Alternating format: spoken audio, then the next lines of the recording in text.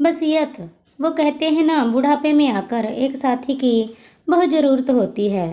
पति के बिना पत्नी और पत्नी के बिना पति कितना अधूरा हो जाता है, इसका बुढ़ापे में एहसास होता है। माँ के जाने के बाद तो बाबूजी की भी जिजीविषा समाप्त हो गई थी, इसीलिए वह भी जल्दी ही हमें छोड़कर चले गए।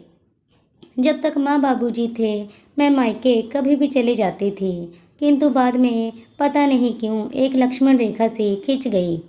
1 साल हो गया था मुझे मायके गए, जहाँ तक कि रक्षाबंधन पर मैंने राखी भेज दी थी।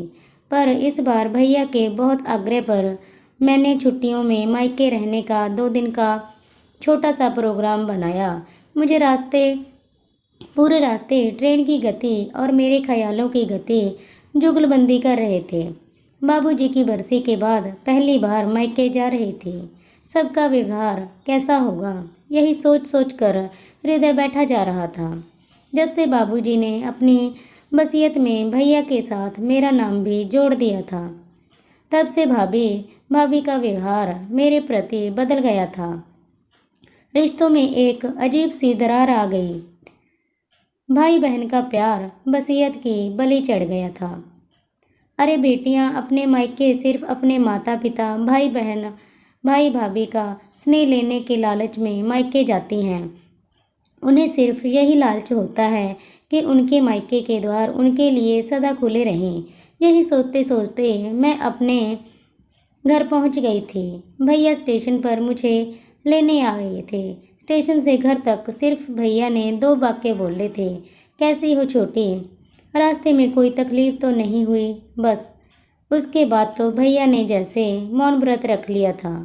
घर पहुंचकर भाभी ने जिस तरह से दरवाज़ा खोला, उनके व्यवहार से मन में कुछ दरक सा गया। घर में चारों तरफ माँ बाबूजी की यादें बसी थी और हर कोने में मेरा बचपन खेल रहा था। वो बचपन जिसे मैं सहेजना चाहती थी, फिर से जीना चाहती थी, जिसके लिए मैं मायके आई थी। हर बेटी की तरह मुझे भी मेरा मायका जान से बहुत कीमती था। वो 2 दिन मुझे अपनों के बीच परायों जैसा लगा था। आंखें बार बार झलकने को बेचैन थी। रात को खाने की टेबल पर मैंने कमरे में पसरे मौन को तोड़ते हुए बोला, भैया कुछ बात करनी थी। बोल छोटी। वो बाबूजी की वसीयत के विषय में। देख छोटी, इस विषय में मुझे कोई बात नहीं करनी, इसके अतिरिक्त कुछ और कहना हो तो बोलो, कहकर भैया उठकर अपने कमरे में चले गए। स्नेहा, तुम सिर्फ 2 दिनों के लिए अपने मायके आई हो, आराम से रहो, भाभी कहकर टेबल से सामान उठाने लगी। सिर्फ 2 दिन, भाभी के कहे ये शब्द मेरे कानों में शीशा घोल रहे थे। मैं बिना किसी कसूर के अपने मायके में मुजरिम के कटहरे में खड़ी थी, जिसकी सुनवाई होनी नामुमकिन सी थी। जिस घर में मैं पली बड़ी, वो घर मेरा मायका अब पराया सा प्रतीत हो रहा था। जैसे तैसे 2 दिन गुजार के अपने घर वापस आई। अपने घर वापस पहुंचते ही भाभी का फ़ोन आया, स्नेहा ठीक से पहुंच गई तुम? रास्ते में कोई परेशानी तो नहीं हुई? मैं थोड़ा हिचक कर बोली, हाँ भाभी पहुंच गई। मैंने रूंधी आवाज़ में बोला, स्नेहा ये लिफाफा तुम टेबल पर छोड़ गई थी। वह फिर हिचकते हुए बोली, भाभी छोड़ नहीं गई थी, रख कर आई थी आप लोगों के लिए। स्नेहा, तुमने ये क्यों किया? भाभी मैंने तो सिर्फ अपना फ़र्ज निभाया है। यही बात तो मैं आप दोनों से करना चाहती थी, पर यह तो आपकी ही अमानत थी, वापस तो मुझे देनी थी। बाबूजी ने अपनी प्रॉपर्टी में मुझे हिस्सा दिया, यह उनका फ़र्ज था, और उस हिस्से को जिसका हक था मैंने उसे वापस करके अपना फ़र्ज निभाया। भाभी मुझे आपकी प्रॉपर्टी नहीं चाहिए, आप लोगों का प्यार चाहिए, साथ चाहिए, और वो अपनापन चाहिए जिसके लिए बेटियां अपने मायके आती हैं।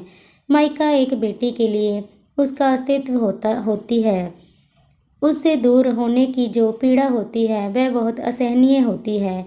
मेरा मायका वसीयत की बलि चढ़ रहा था। भाभी, ऐसी प्रॉपर्टी का मैं क्या करूँगी?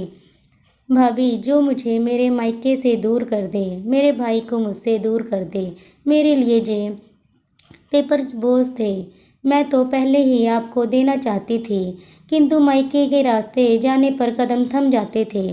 भाभी, मुझे कभी भी प्रॉपर्टी का लालच नहीं रहा। मुझे तो सिर्फ मेरे मायके का लालच था। मुझे तो सिर्फ मेरा मायका चाहिए, कहकर मेरी आवाज़ मेरे गले में अटक गई। छोटी, तू कब इतनी बड़ी हो गई, पता ही नहीं चला। तेरी बातों ने तो मुझे बौना कर दिया। हम तो स्वार्थ और गलतफहमी की आग में अपने रिश्ते स्वाह कर रहे थे। मुझे माफ़ कर दे छोटी, तेरा मायका तेरा है था और तेरा ही रहेगा। दूसरी तरफ से भैया की आवाज़ सुनकर अब तक आंखों में रुके मेरे आंसू अविरल बहने लगे।